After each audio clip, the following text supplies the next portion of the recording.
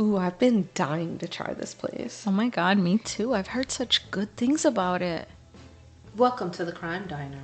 I'm Cindy. I'll be cooking for you this evening. Here are your menus. Ooh, what are you thinking about getting? I don't know, murder with a side of cannibalism? What about you? Ooh, that sounds good. I'm torn between historical mayhem and the social injustice, maybe? Oh. I just want to let you know that each episode comes with dinner, dessert, and a specialty drink chosen by yours truly. Wine Dine and Storytime has had a makeover, and we invite you to slide into the booth with us at the Crime Diner, where each week we will discuss a crime over dinner, drinks, and dessert. See you there!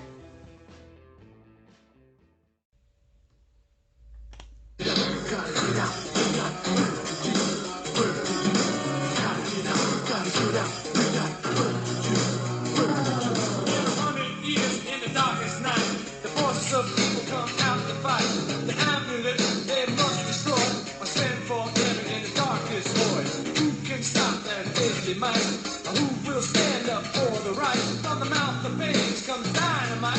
The monster squad gonna groove tonight. First came Dracula, now the Wolfman too. Mummy and the creature from the Black Lagoon. We need silver bullets, we need wooden stakes. Normal stuff won't stop because they live on hate. Speak some magic words from a virgin's lips. Maybe that'll shake and make them slip and trip. There's no turning back, gotta fight the fight. Yeah, the monster squad gonna jam tonight. Monster squad. We're the monster squad, and the forces of evil better run and hide. Monster squad. We're the monster. Well, that was a little gem of a film now, wasn't it? Cue the music. You only give him a little spark of madness. Followed Mr. Carpenter. What he saw couldn't have been a dream. It was too real. But it couldn't have been true either. It was too deliciously frightful. Frank, that's yesterday. Old times are only good when you've had them. Night after night, all alone. Daddy's all pent up. Let's freak. Irrational thought. Everyone in this room is now dumber for having listened to it. Why, hello, and welcome back to another episode of the Film Spark podcast. I'm your host, Ebony, and this week we are discussing The Monster Squad. I'd just like to start this off by apologising if I stop talking or sound really weird. I had a tooth pulled out just last night, so not even 24 hours ago. So if I sound weird, you know why. The 1987 classic Monster Squad is about 5 youngsters who find themselves up against the combined might of Dracula, the Mummy, the Gill Man, or Creature from the Black Lagoon, and Frankenstein's monster, who arrive in town in search of a magic amulet. I'm going to start this off by saying that I had never seen this. Quite honestly, I had never even heard of it until I'd started talking to other podcasters on Twitter. I started that like a year ago, so this is very new to me. So I don't have any nostalgia with it. There's nothing, no connection prior like a lot of other people have. In saying that, I thoroughly enjoyed this. I had a feeling that this to me was going to be like People Under the Stairs in relation to I watched that as an adult for the first time and hated it. Spoiler alert, I don't like People Under the Stairs. I thought it was boring. I had no connection. And I thought I was going to have the same situation with this because a lot of people have that nostalgia with it because it's, 87, it's the Monster Squad, it's almost like that Goonies-esque feel, And I got to say, I still thoroughly enjoyed this. I thought this was a lot of fun. I love the idea of the different horror characters coming together. I love the idea that Frankenstein's monster has this lovely little loving relationship with the little girl. Oh my god, what is her name? It is... I'm probably going to absolutely destroy this. He has that relationship with Phoebe. That's the one. I love the banter between the kids. I love... It's just silly. It's just a whole lot of silliness. And I love it. It's very 80s. It's very, band of kids coming together and a lot of comedic parts. The whole time, for some reason, I had the Monster Mash song stuck in my head while watching this, which, makes sense with monsters, but it's not in the show or the film from what I recall, so that was that. But the connection that the kids have and the imagination that these kids have, like the fact that they've banded together to create this little, club for misfits and outcasts called the Monster Squad because they're going to go against monsters one day.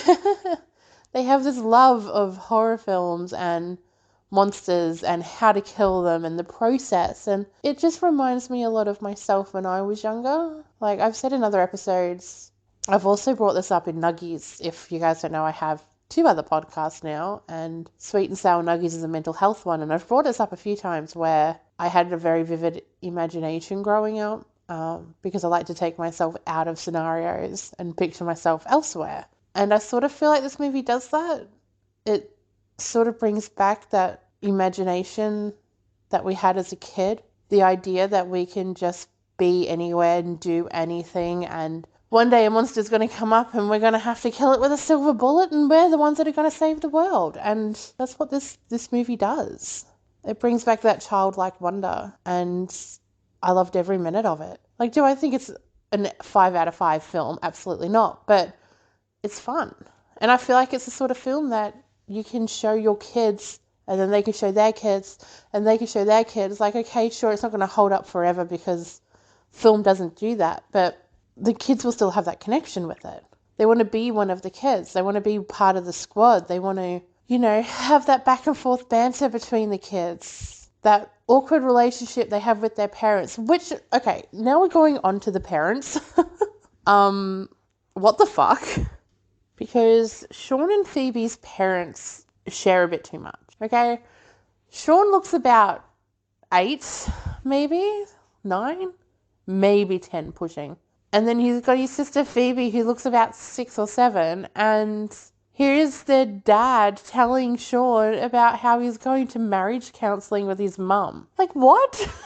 You're like, oh, someone has to look after your sister, so you have to stay here. And first of all, that alone shows the different society was back then to now, because no one in their right mind would leave like an 11, 10-year-old with their younger sister babysitting. Not saying that they shouldn't. I personally did that in the 90s, being the older sister to my sister, or early 2000s. But yeah, there was no babysitter. He was the babysitter. But anyway, the kid goes, why do I need a babysit? Where are you going? And the dad's just like, oh yeah, go to marriage counselling. And the kid's just like, again? Why are you telling your infant, well, not infant, but, really young children that you're going to marriage counselling? They don't need to know that. Not in the slightest do they need to know that. They shouldn't even know what marriage counselling is. And Sean's walking around like as if he's the one counselling the parents. Like, what is this? But the references throughout the film is also a lot of fun. They reference different horror movies, and then you've got the classic characters like Dracula, Creature from the Black Lagoon, the Mummy, Wolfman, these classic characters, and it's just a lot of fun. There's a lot of one-liners. I mean, Wolfman's got nards because he kicks him in the balls. Like, it's a really fun family film. And honestly, I miss that. I don't watch a lot of films these days that are family friendly, and the ones that I do, I don't end up liking. Like, newer age family friendly films aren't that interesting to me anymore like they used to be. Like, for me personally, Disney's gone way downhill.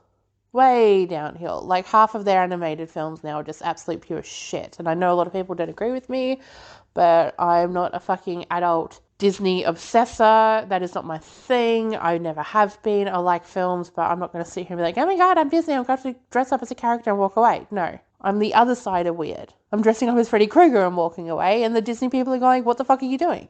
So, it's either or. But, I think the main thing to take away from this film being in 1987 is the effects. Like, it is very 80s. There's some serious CGI issues in this film. But overall, 90% of the film is fantastic. You know, practical and CGI. The effects are just a lot of fun. The story's a lot of fun. It's definitely a film that I'd be happy to show an adult and a child now. Like, I have a few friends in mind that I think that would absolutely love this film now as adults who I know haven't seen it beforehand. And I love that. There's not a lot of films that you can say that about these days. A lot of the films now aren't going to age well at all. At all. They're not going to hold up. It's going to be a lot of references and one-liners aren't going to hold up because they just don't. And unfortunately, that's just how film works. You're not always going to have every film lasting till the end of time. But this is going to be close. I think this is a lot of fun. I think even later down the track when people are going to be like, oh, it's not going to hold up because of the CGI or the one-liners or the characters or the acting. I think you can still take something away from it regardless. The acting by all of the kids is fantastic, but especially Phoebe. Phoebe holds a little place in my heart now. The little, however old she is, 6-7-year-old little girl who just wants to be part of the club, annoying the big brother, wants to be involved, and in the end she's the one who saves the day. Like, she's so cute. Holds a really small spot in my heart and becomes best friends with Frankenstein's monster. Like, come on. Too good. But then I was also reading on this about the reception it received back in 87. And it seems like it had a very mixed reception. It seems like more people talk about it now as a nostalgia kick than they did thinking it was a fantastic film back in the day, unless you were a kid. Because I saw that this had a 15 rating or a 15 plus rating because of one particular joke, and a long running joke throughout the film. Because, in most circumstances, when it comes to these sorts of films and you need to kill something, you need a virgin to be able to read the spell or whatever you want to call it to get, to fuck them off.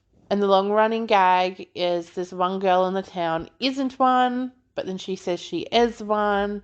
And then she goes on to say, that one time doesn't count. And we all know that one time definitely does count. But because of that one gag that's going to go over so many kids' heads and would have gone over a lot of heads back in the day, this movie went from PG to 15 plus. And I think that's really sad because I think if it had that PG rating, I think it would have appealed to more. Because I feel like it appealed to the wrong crowd by giving it that 15 plus. I think people expected more out of it because it had that 15 plus. And it's really quite sad because I think this deserves a lot more. I think it deserved a lot more hype back when it first aired than what it got. I think now it has a lot of hype. I think it has that cult following. I think a lot of now adults, they've got that nostalgia kick to it. But unfortunately, not as many do as they could have because not a lot of people saw it because of that rating. They expected and wanted more, or they saw it and told everyone it was shit because it's not, it doesn't have as much in it as you thought it would. But take that out of it. The story is really fun. The story is really good. The acting is really well done, especially by all the kids. I saw someone the other day describe this as the adult Goonies, and that's exactly what it is. That's exactly what it is. It's got that vibe of the Goonies. It's, they've got the kids and whatever else, but there's those few adult jokes and the few adult references sprinkled throughout that it just, notches it up one. But in the end, I think this is definitely a film that's going to hold up. I'd probably say Wolfman was my favorite. The way he transitions into being Wolfman from human is hilarious to me. And he tried so hard to warn everyone. Actually, that's another thing. At the start of this film, he goes into the police, the police station. Mental blank. He goes into the police station, is warning everyone, and he's like, I'm going to hurt people, lock me up. And they don't do anything. Like, even if you don't believe him, all he's asking is to shove him in a fucking cell and walk away. And they don't do that. They sort of just leave him to yell, and then they're calling him crazy, and then he actually transforms, and then it's like, you had one job. Just lock him up. Lock him away. So there are definitely a few situations in this film where I'm like, you guys could have done better. You knew better, you could have done better. A lot could have changed, but, you know, you get that with every film. In the end, I thoroughly enjoyed this film. I think this is definitely going to be one I can rewatch. Love the acting. Love the ridiculousness of the CGI. Absolutely adore the monsters. He just comes across as a diva. He comes across as like, I'm so much better than you. And it's not like a creepy Dracula. It's almost like a very fabulous Dracula. Like, this Dracula's got some shit to do and he's here to do it and there's no one that can tell him otherwise. Like, that's what's going on here. I feel like they could have done more with Creature from the Black Lagoon. He's not really there. He just sort of appears now and then, but there's nothing to him. Where I feel like the other characters have a lot more to say and a lot more going on. Obviously, Frankenstein. In relation to Sweethearts, he's the best. I prefer Wolfman because I think he's more comedic and I think there's a lot more that goes on with him. But in relation to just an overall good character, Frankenstein's monster definitely holds up. But, yeah, I don't think there's much more I can say about this film. I really enjoyed it. Phoebe's my fave, like, we're homegirls now. I highly recommend this if you haven't seen it. Just at least tick it off the bucket list, okay? Like, you know, those 100 films you've got sitting around and you're like, I need to watch at least one of these films to get this list shorter. This is that film. Tick this film off. Sit down, chillax, have a drink, have some popcorn, maybe a few friends over, shove this on, laugh your ass off, and then do what I do and put on the goriest fucking thing you can think of possible straight after. And have a night with it. But overall, I'm giving this 3.5 out of 5. You probably thought with the way I was talking I might give it a bit higher, but it is 87. The CGI is not the best. A few changes I would have made. Parents are fucking weird. Like, it's all there is to it. I don't think it's a perfect film. I just think it's a fun film. So I'm going to give this 3.5 stars. Highly recommend to at least watch it once. And with that being said, it's short and sweet, but thank you so much for listening, and you'll hear from me next week when, speaking of Wolfman, we do, oh my god, is it Midnight Werewolf? Werewolf by Midnight. Oh my god, I'm such a horrible host of a film review podcast, and I can't even remember the names of the films. Whatever werewolf film that just came out that's part of the MCU universe, surprisingly I'm actually doing one. That's what we're doing next, because I've gone mental blank. So with that being said, I hope you guys have a fantastic weekend, a fantastic day. Take care of one another, and you'll hear from me in a week. Thanks, guys. You were just listening to the Film Spark podcast. For all your film needs and more. Like what you heard? Give us a shot. Follow us on Spotify, Apple, Good Pods and more. Or follow the socials at film_spark_pod. You know what? Just follow us on everything. Check out the link tree.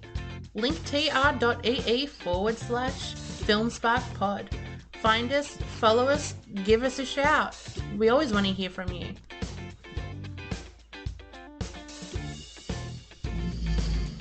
You're still here? It's over. Go home.